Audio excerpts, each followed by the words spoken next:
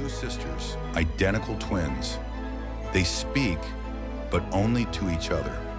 To the outside world, they are completely silent. Not a word to their parents, not a sentence to teachers, not a whisper to anyone else. They create their own language, their own universe, their own laws. And then one day, one of them dies. The other begins to speak.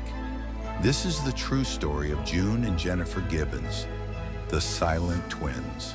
June and Jennifer were born in 1963 in Aden, Yemen, to Caribbean parents Gloria and Aubrey Gibbons. Their parents had relocated for Aubrey's work with the Royal Air Force. Soon after their birth, the family moved to Haverford, West Wales.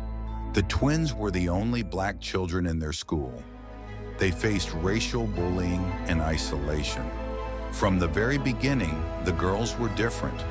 They were inseparable, moving in perfect sync, mimicking each other's actions. Teachers noted how they walked in unison, breathed together, blinked together. They developed what doctors would later call idioglossia, a private language only they could understand. But some say it wasn't just a language, it was something more, almost musical, rhythmic, hypnotic. As they grew older, their silence deepened. They refused to speak in school. They ignored their siblings. To others, they seemed cold, eerie, robotic. Psychologists and speech therapists tried to reach them. Nothing worked. Even when forced into separate schools, they stopped eating, moving, functioning entirely. It was as if one could not survive without the other. So the school system reunited them. At home, they created entire worlds. They wrote plays, filled diaries with secret codes, wrote novels, stories of teenage gangs, sex, crime, fame, death. Their stories were disturbing, but beautifully written, full of longing and violence.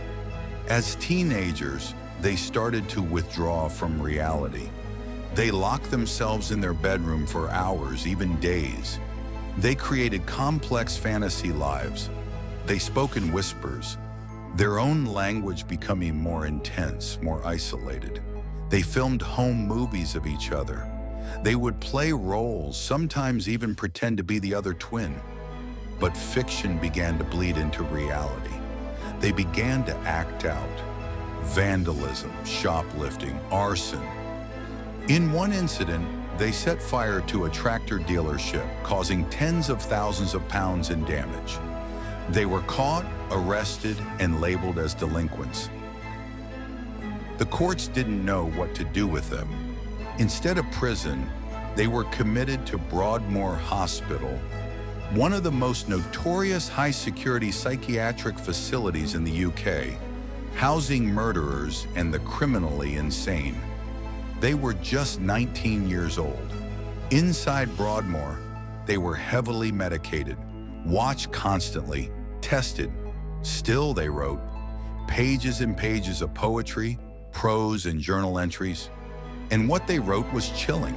They spoke of death, of sacrifice, of the idea that only one of them could live a real life. One must die so the other can be free. Their diaries are a window into a shared mind. Jennifer wrote, "We have become fatal enemies in each other's eyes. We feel the strangest envy of each other." June wrote, "One of us is plotting to kill the other. It will be me or her." Was this schizophrenia, a folie à deux, possession, or something no diagnosis could capture? Over time, the doctors began to suspect the same thing June and Jennifer feared, that their bond, as powerful as it was, had become toxic.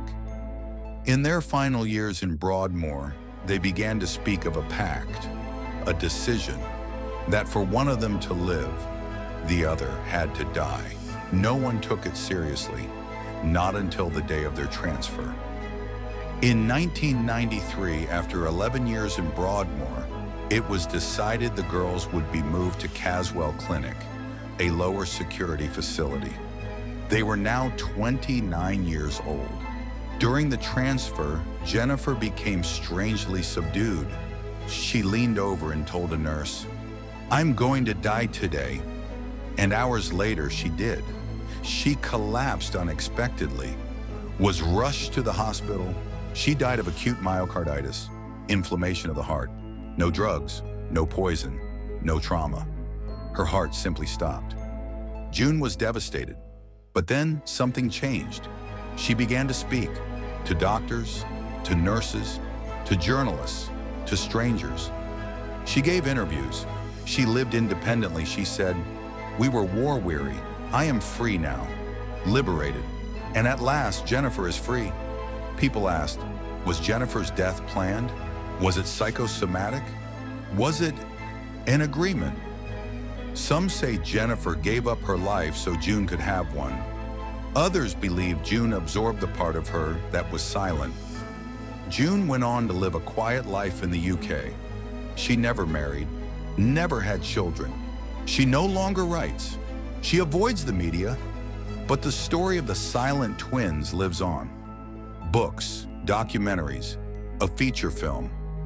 Their story has captivated psychologists, storytellers, and conspiracy theorists for decades. Because no matter how much we learn about the mind, some connections are too strange to explain. Some pacts too deep to break. Even in death, Jennifer remains a mystery. Her headstone reads, "We once were two. We two made one. We know more two. Through life be one. Rest in peace." The mystery endures. What made them silent? What held them together? What finally set June free? No one really knows. But one thing is certain. The story of June and Jennifer Gibbons will haunt the minds of those who hear it. Because sometimes the deepest mysteries are the ones that live inside us. Let us know what you think in the comments, and subscribe to TrendMind for more strange, chilling, and unforgettable true stories.